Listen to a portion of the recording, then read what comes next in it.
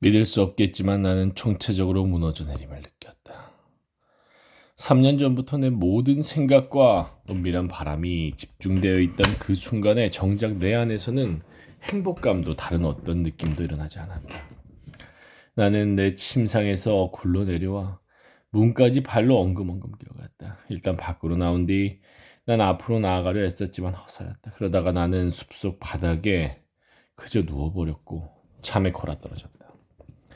나는 지금 휴전의 한 부분을 다시 읽는다. 이 책은 1963년에 가서야 출판되었지만 이 글은 1947년부터 써놓았던 것이었다.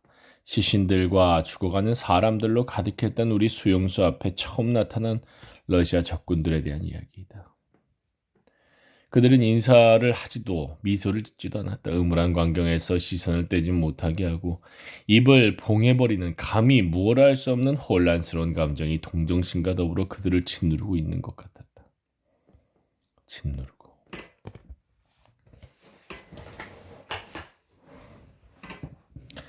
그것은 우리가 익히 알고 있던 그 수치심이었다. 가스실로 보내질 인원 선발이 끝난 뒤 그리고 매번 모욕을 당하거나 당하는 자리에 있어야 했을 때마다 우리를 가라앉게 만들었던 그 수치심. 독일인들은 모르던 수치심. 타인들이 저지른 잘못 앞에서 외로운 자가 느끼는 수치심이었다. 그런 잘못이 존재한다는 사실이 만물이 존재하는 세상 속으로 그것이 돌이킬 수 없이 들어와 버렸다는 사실. 세상 속으로 그것을 들어와 버렸다는 사실. 그리고 자신의 선한 의지는 아무것도 아니었거나 턱없이 부족했고 또 그것을 막는데 아무런 쓸모도 없었다는 사실이 의로운 그를 가책하게 만드는 것이었다. 난 여기에 지우거나 고칠 말이 있다고 생각하지 않는다. 아니 오히려 덧붙일 말이 있다. 많은 사람들이 포로 생활 중에 그리고 그 후에 수치심, 즉 죄의식을 느꼈다는 것은 수많은 증언들에 의해 확인되고 입증된 사실이다.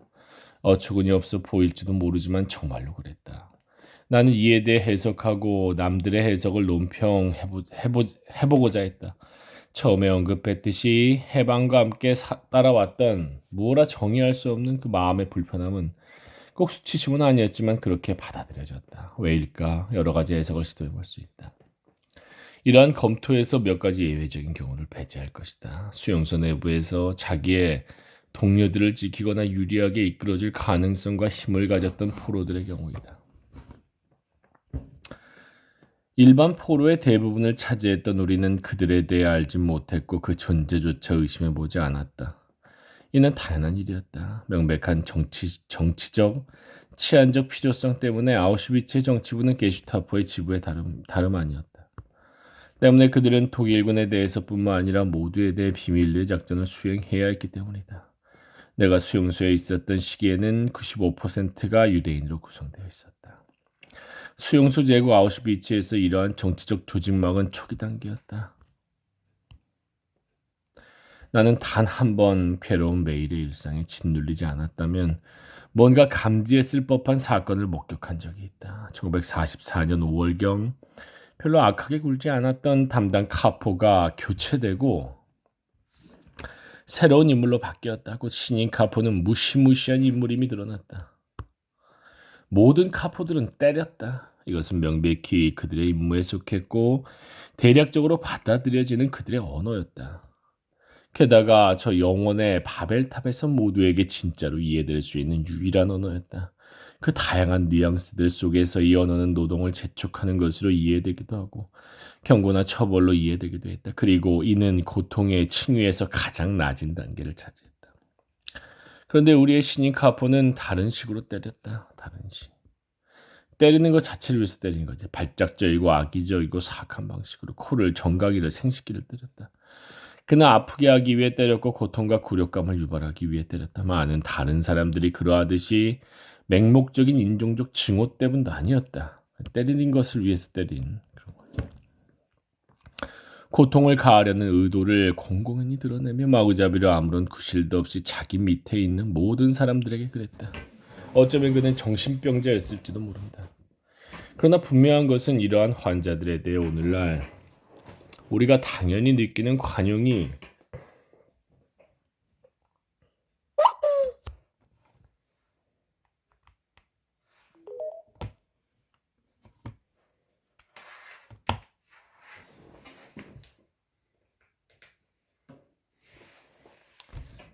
당연히 느끼는 관용이 수용소의 환경에서는 어울리지 않는 것이라는 점이다. 나는 공산주의자였던 크로아티아 유대인 동료 하나와 그에 대해 이야기를 나눴다. 어떻게 할까? 어떻게 우리 자신을 방어하지? 집단 행동을 취할까? 그는 아리송한 미소를 지으며 다만 이렇게 말할 뿐이었다. 두고 봐. 오래가지 못할 테니까. 아닌 게 아니라 그 구타자는 일주일 내에 사라졌다. 그런데 여러 해가 지나 생환자들의 한 회의에서 나는 수용소 내 노동 사무실에 소속되어 있던 몇몇 정치봉들이 가스실로 가야 할 포로들의 목록에서 등록번호를 바꿀 수 있는 무시무시한 힘을 갖고 있었다는 사실을 알게 되었다. 그런 식으로 또 다른 방식으로 라거라는 기계에 대항할 의지와 방법이 있었던 사람은 수치심으로부터 안전한 곳에 있었다. 아니 적어도 내가 지금 말하고 있는 수치심으로부터는 안전할 것이다. 왜냐하면 아마도 또 다른 수치심을 느낄 것이기 때문이다. 마찬가지로 이것은 인간인가의 오디세우스의 노래장에서 가볍게 언급하고 지나갔던 조용하고 침착한 사람인 시바디안. 이러한 수치심에서 분명 안전했을 것이다. 같은 회의에서 나는 그가 반란의 기회가 다가오자 수용소 안으로 폭발물을 들여왔다는 사실을 알게 됐다. 내 생각으로는 자유를 다시 획득함과 동시에 찾아온 수치심 또는 죄책감은 매우 복잡한 감정으로 보였다.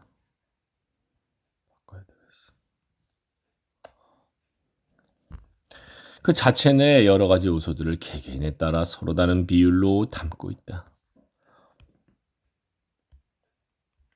우리 각자가 객관적으로든 주관적으로든 자기 방식대로 라거를 경험했다는 사실을 기억해야 한다.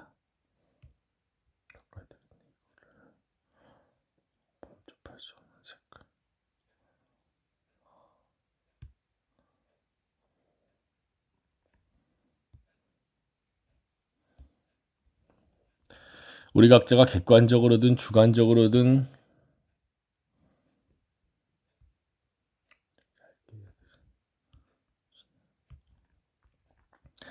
자기 방식대로 라거를 경험했다는 사실을 기억해야 한다. 어둠에서 나왔을 때 사람들은 자기 존재의 일부를 박탈당했다는 의식을 되찾고 괴로워했다. 자기 존재의 일부를 박탈당했다는 의식. 원해서도 무기력해서도 아니었고 죄가 있어서도 아니었지만 우리는 수개월 또는 수년을 동물적인 수준에서 살았다. 동물적인 수준.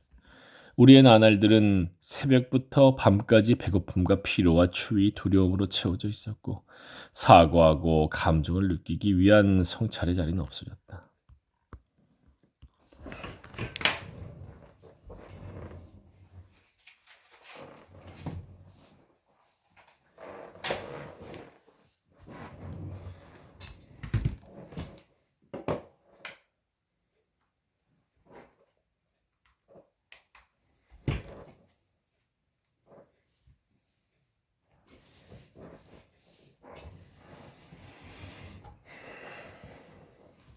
우리는 더러움과 사생활의 결핍과 자기 존재의 축소를 정상적인 삶이었던 때보다 훨씬 덜 괴로워하면서 본다.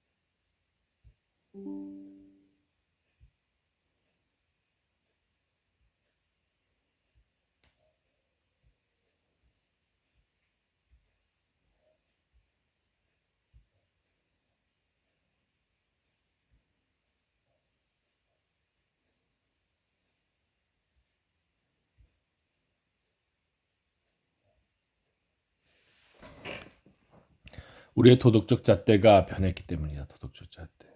게다가 우리 모두는 도둑질을 했다. 부엌에서, 공장에서, 운동장에서 요컨대 다른 사람에게서 상대편에게 훔쳤지만 그래도 도둑질은 도둑질이었다.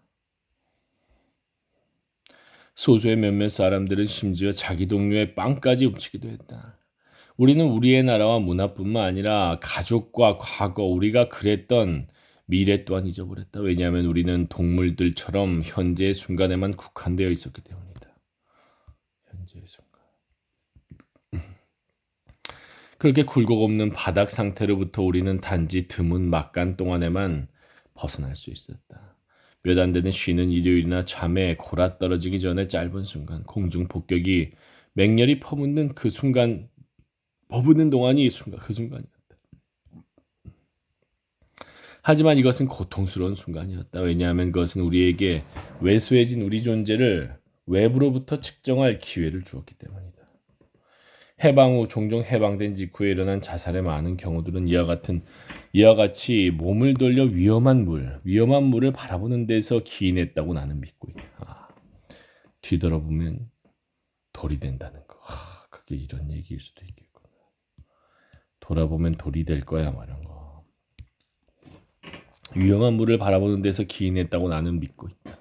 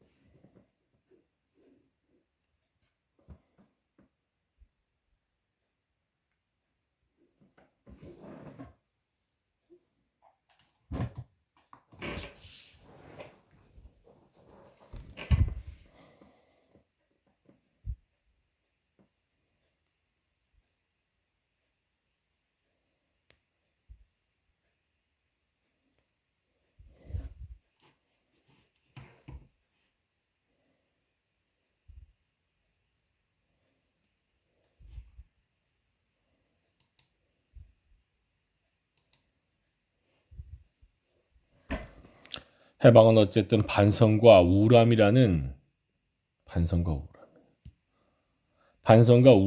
해일과 함께 찾아온 위기의 순간이었다.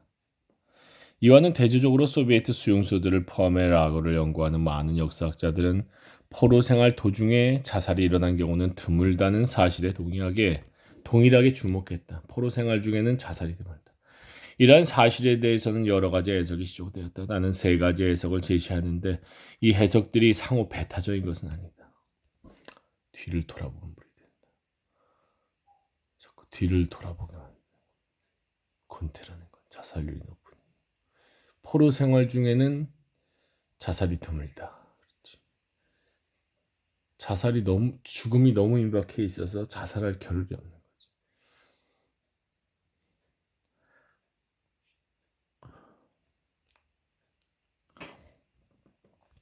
첫째, 자살은 동물의 행위가 아니라 인간의 행위라는 점이다. 즉 심사숙고한 행위이고 자연스럽지도 않고 충동적이지도 않은 하나의 선택이다. 라거에서는 선택의 기회가 별로 없었고 노예가 된 동물들처럼 살았다. 동물들은 종종 죽음을 거부하지 않고 받아들이기는 해도 자살하진 않는다. 둘째, 흔히 말하듯이 생각과 다른 일이 있었다는 점이다. 하루 일과는 빡빡했다. 허기를 채우고 어떤 식으로든 피로와 추위를 피하고 구타를 피할 생각을 해야 했다.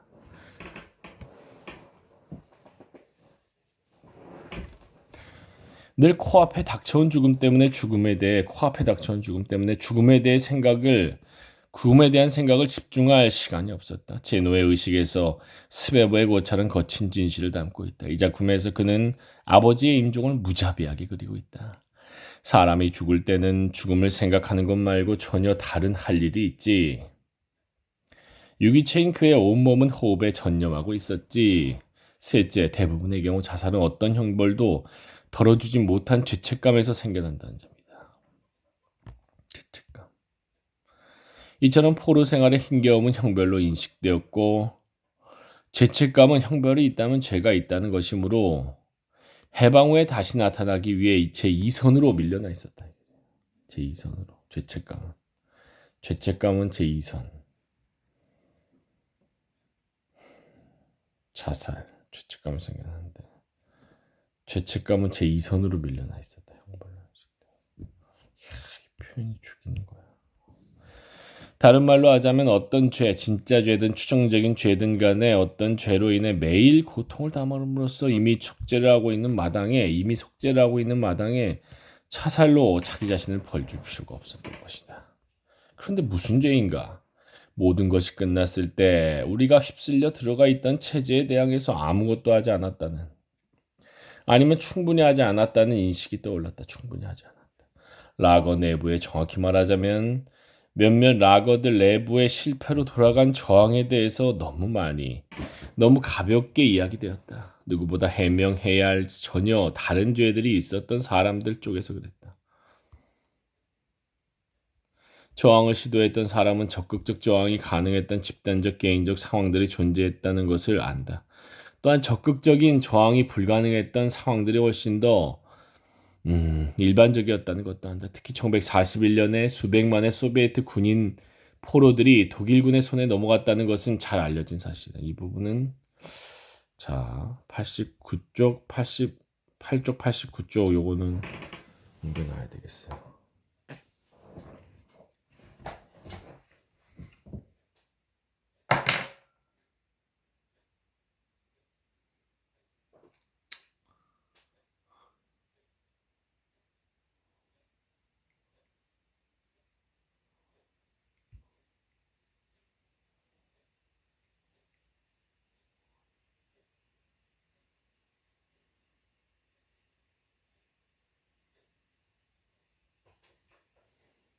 팔 쪽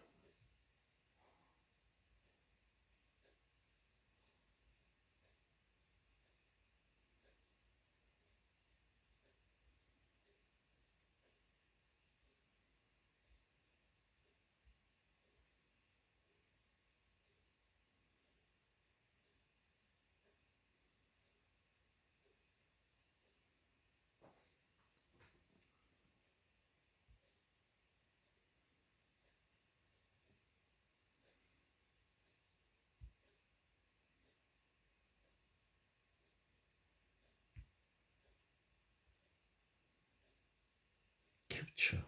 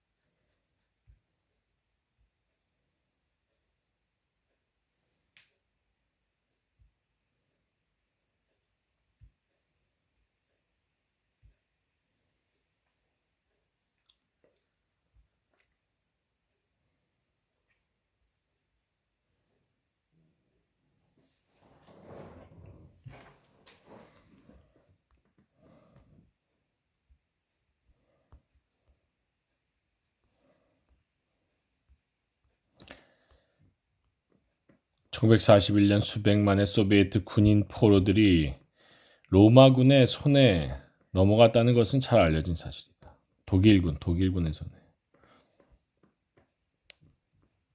그들은 젊고 일반적으로 영양 상태가 좋았으며 건장했다. 또 군사적 정치적으로 훈련되어 있었고 종종 계급별로 사병과 부사관 장교로 구성된 건재 부대를 이루고 있었다.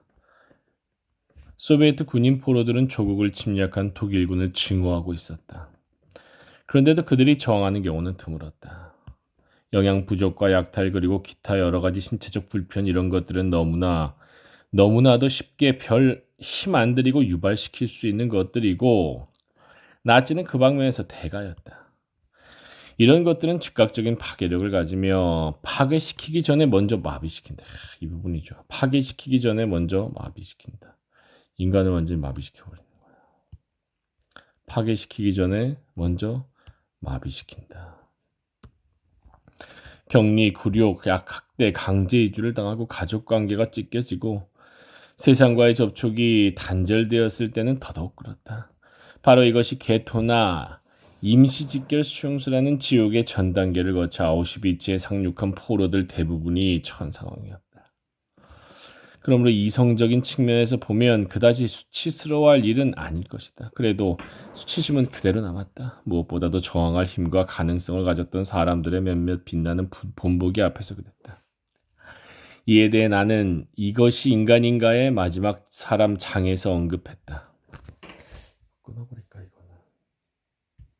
끊어.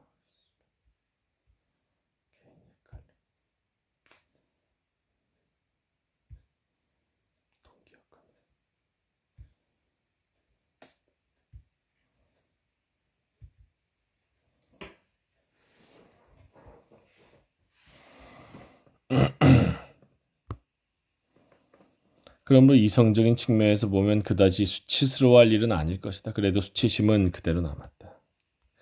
무엇보다도 저항할 힘과 가능성을 가졌던 사람들의 몇몇 빛나는 본보기 앞에서 그랬다. 이에 대해 나는 이것이 인간인가의 마지막 사람 장에서 언급했다. 이 장은 무감하고 겁에 질린 포로들 앞에서 한 저항가가 공개 교수형을 당하는 장면을 묘사하고 있다. 이것은 당시에는 우리를 잠깐 스쳐갔다가 나중에 되돌아온 생각이다. 즉, 너도 할 수 있을 텐데, 당연히 너도 했어야 하는데 라는 생각이다. 그리고 이것은 생환자가 자신의 이야기를 듣고서 사후 약방문식으로 판단을 내리는 사람들, 특히 젊은이들의 두 눈에서 보기에 보는 또는 본다고 믿는 심판이기도 하며 아니면 사람들이 무자비하게 자신을 향해 내뱉는다고 느끼는 심판이기도 하다. 의식적으로든 아니든 생환자는 스스로를 피고로 심판받는 사람으로 느끼며 자신을 해명하고 방어해야 할 것처럼 느끼게 된다. 인간적 연대감의 측면에서 실패했다는 자책 또는 비난은 더욱 현실적이다. 자책, 비난. 동료에게 의도적으로 해를 끼치고 빼앗고 구타한 데 내 자신이 유죄라고 느낀 생환자들은 소수이다. 그런 일을 한 사람들은 카포들, 그러나 그들만이 아니야. 카포들은 그 기억을 지운다. 그에 반해 거의 모든 사람들은 도움을 베풀지 않은 데 대해 자신이 유죄라고 느낀다. 더 약하고 더 서툴고 더 나이가 많거나 아니면 너무 어린 옆자리의 동료는 도움을 청함으로써 또는 단순히 있다는 사실, 이미 그 자체로 간청하고 있다. 있다는 사실만으로 집요하게 괴롭힌다. 그런 동료는 라거에서의 삶에 늘 존재한다. 연대감을 요구하거나 인간적인 말이나 충고 한마디를 구하거나 그저 들어주기라도 바라는 것은 매일 보편적으로 있는 일이었지만 그런 요구가 충족되는 일은 드물었다. 시간도 공간도 개인적인 프라이버시도 인내심도 기운도 없어 보였다. 보통 그런 요구를 받는 사람도 자기 입장에서는 도움이 필요한 처지에 있었다. 일종의 안도하는 기분으로 나는 수용소에 막 도착한 18살짜리 이탈리아 청년에게 용기를 주려고 애썼던 것을 기억한다. 그는 있어 첫 며칠 동안 바닥 없는 절망의 늪에 빠져 허우적대고 있었다. 내가 그에게 무슨 말을 애썼는지는 잊어버렸다. 내 25년 인생과 수용소 연장자로서의 3개월이 주는 권위를 가지고 해준 분명 희망의 말이나 아마 신입을 위한 선의의 거짓말 몇 마디였을 것이다. 아무튼 나는 그에게 잠깐의 관심이라는 선물을 준 것이다. 그러나 또한 불편한 마음으로 훨씬 더 자주 다른 요청들 앞에서 참을성 없이 어깨를 으쓱하고 말았던 것을 기억한다. 이것은 내가 수용소에 들어온 지 거의 1년이 다 되었을 때 일이다. 그래서 그쯤 나는 제법 많은 경험을 축적하고 있었다. 그리고 그곳의 주된 규칙, 즉 무엇보다 먼저 자기 자신을 돌보아야 한다는 그 규칙을 완전히 소화하고 있었던 때이기도 했다. 난 이러한 규칙이 엘라 링앤스 라이너의 책 두려움의 포로들에서만큼 솔직하게 표현된 것을 본 적이 없다. 이 책에서 한 여류 박사가 이 규칙을 말하지만 그녀는 자신의 말과는 반대로 관대하고 용기 있는 모습을 보이며 많은 목숨을 구해냈다. 내가 아우슈비츠에서 어떻게 살아남을 수 있었느냐고 나의 원칙은 이것이었다. 첫째도 둘째도 그리고 셋째도 내가 먼저라는 것. 그 다음은 아무것도 아니다. 그 다음은 다시나 그리고 나서 다른 모든 사람들이라는 것이다. 1944년 8월 아우슈비츠는 아주 무더웠다. 불볕 더위가 내리쬐었고 열대성 바람이 비행기 폭격으로 부서진 건물들에서 먼지 구름을 일으켰다.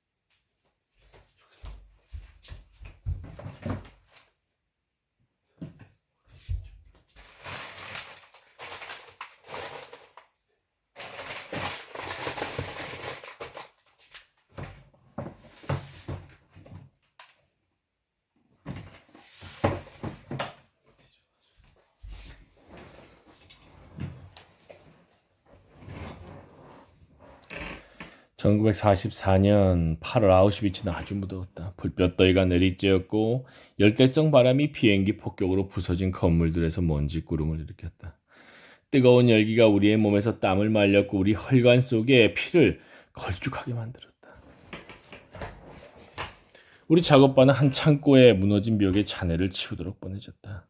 우리 모두는 갈증으로 괴로워하고 있었다. 갈증은 배고픔이라는 오래된 고통에 더해지는, 아니 배가 되는 새로운 고통이었다. 수용소에도 작업장에도 마실 수 있는 물은 없었다. 그쯤에 마실 수는 없지만 몸의 먼지를 씻어내고 몸을 식히기에는 좋은 세탁실의 물조차 자주 부족했다. 기본적으로는 저녁에 나오는 죽과 오전 10시경에 배급되는 커피 대용품으로 갈증을 해소하기에는 충분했다. 그러나 이제는 더 이상 그것으로 충분하지 않았고 갈증은 우리를 괴롭혔다. 갈증은 배고픔보다 더 시급한 문제이다. 배고픔은 신경에 복종하고 이따금 멈추기도 한다. 또 벅찬 감정이나 고통, 두려움 등에 의해 일시적으로 묻힐 수 있는 문제이다. 우리는 이것을 이탈리아로부터 떠나올 때 기차 여행을 하면서 깨달았다. 그런데 갈증은 그렇지가 않다. 갈증은 숨 돌릴 틈을 주지 않는다. 배고픔은 기진맥진하게 만들지만 갈증은 광폭하게 만든다. 이 부분 참 좋아. 배고픔은 기진맥진, 갈증은 광폭. 그 당시에 갈증은 밤이고 낮이고 우리를 따라다녔다. 낮에는 정돈 상태, 강박적인 독일식 정돈 상태가 우리는 싫었지만 그래도 정돈된 상태로 유지되던 작업장은 논리적이고 확실한 것들의 장소였다. 정돈 상태가 산산이 깨져버린 대혼란의 작업장에서도 그랬고 밤에는 환기가 안 되는 막사에서 골백번도 더 들어마신 공기로 숨이 턱턱 막히는 동안에 그랬다. 카포가 잡동사니들을 치우도록 내게 할당한 곳은 창고의 구석자리였다. 이곳은 설치 중에 폭격으로 파손된 화학 설비들이 차지하고 있는 넓은 방 옆이었다.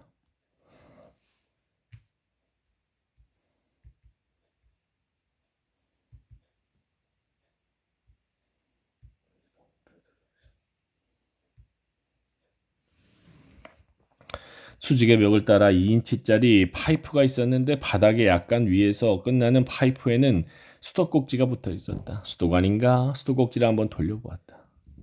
나는 혼자였고 아무도 나를 보지 못했다. 수도꼭지는 꽉 잠겨 있었지만 돌을 망치 삼아 수도꼭지를 몇 밀리미터 돌리는 데 성공했다.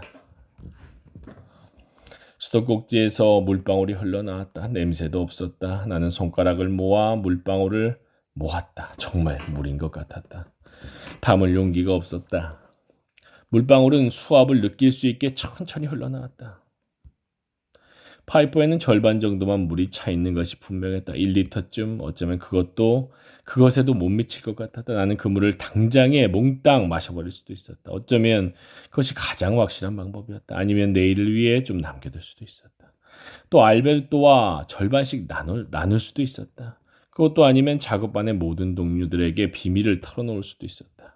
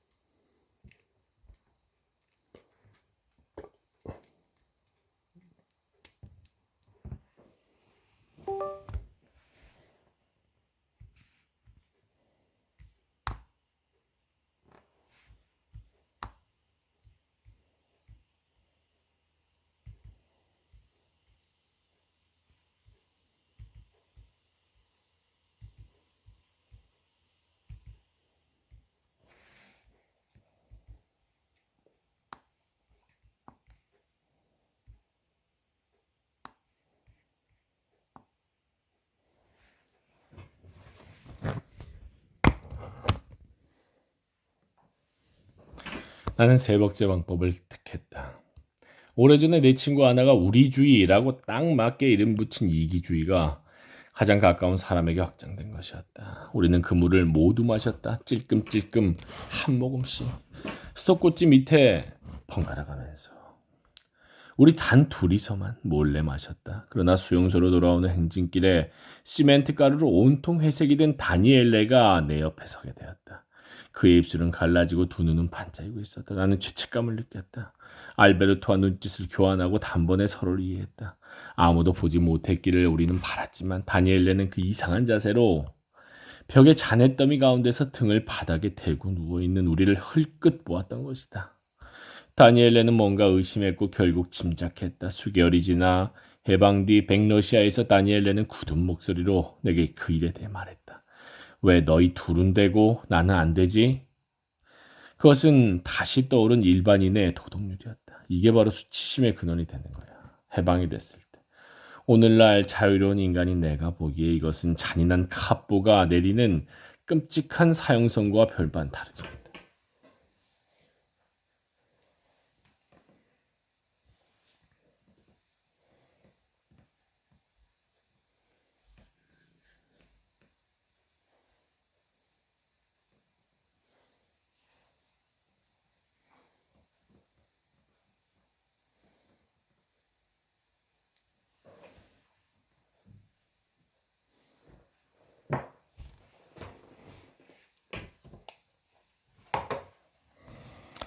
아무런 변명도 하지 못하고 조용히 지우개질 한 번으로 생과 사가 결정되는 것이다.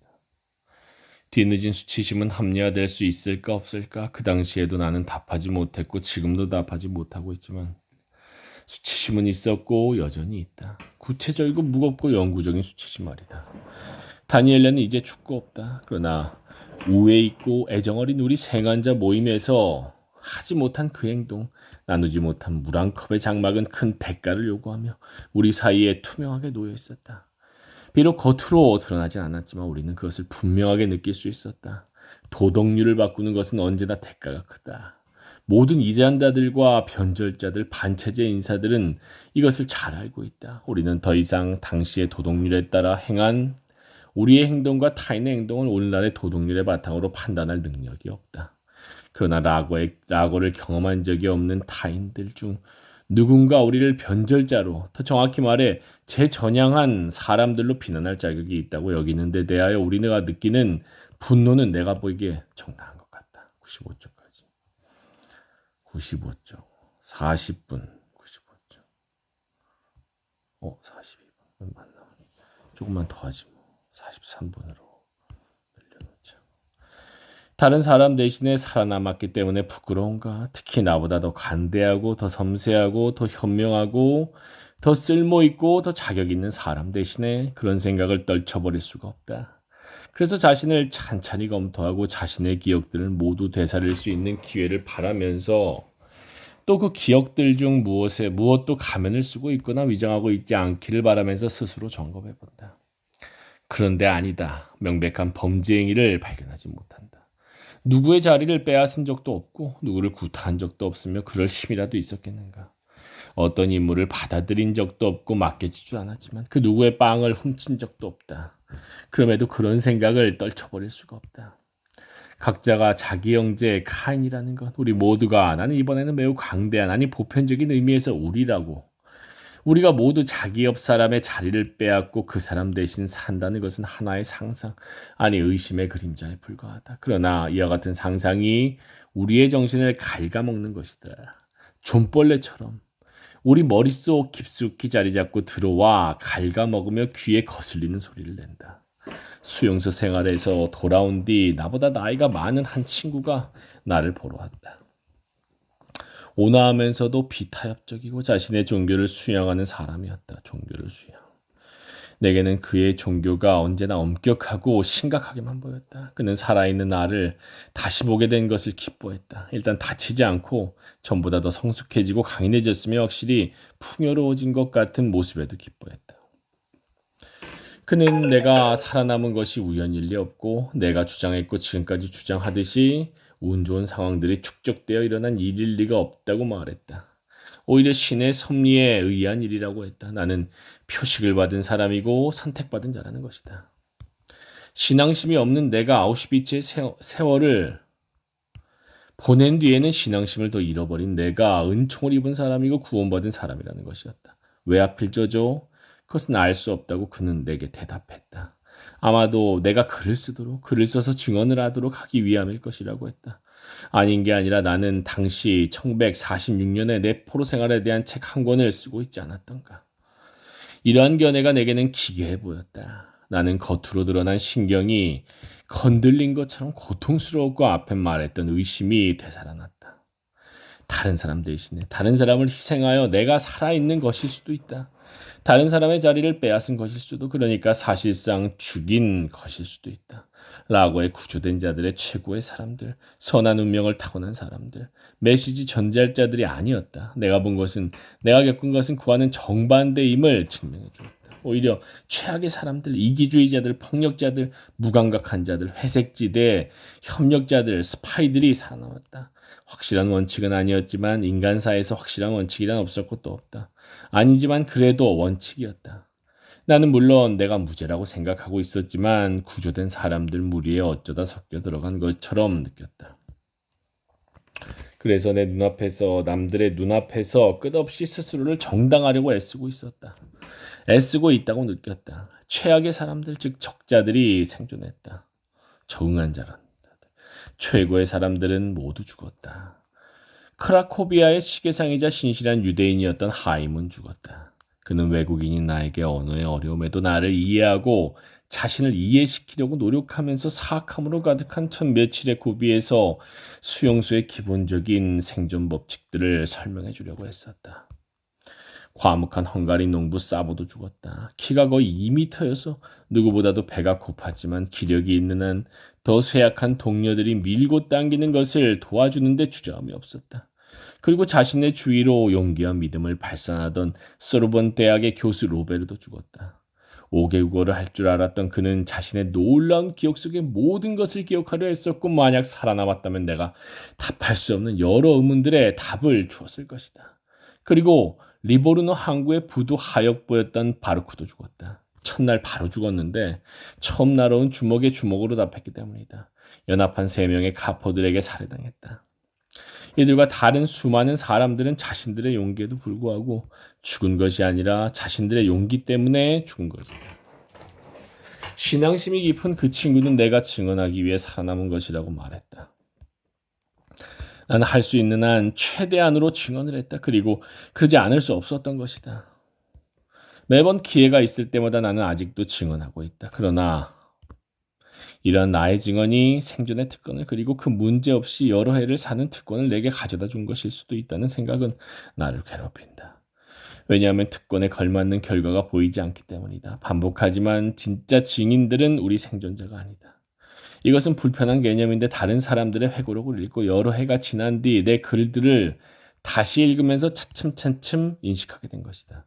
우리 생환자들은 근소함을 넘어서 이례적인 소수이고 권력남용이나 수완이나 행운 덕분에 바닥을 치지 않은 사람들이다. 바닥을 친 사람들, 고르곤을 본 사람들은 증언하러 돌아오지 못했고 아니면 벙어리로 돌아왔다. 그러나 그들이 바로 무슬림들, 가라앉은 자들, 완전한 증인들이고 자신들의 증언이 일반적인 의미를 지녔을 사람들이다. 그들이 원칙이고 우리는 예외이다. 또 다른 하늘 아래에서 비슷하면서도 다른 노예 생활을 경험하고 돌아온 솔제니친도 그 점에 주목했다. 자, 일단 여기까지 98조까지 98조 46분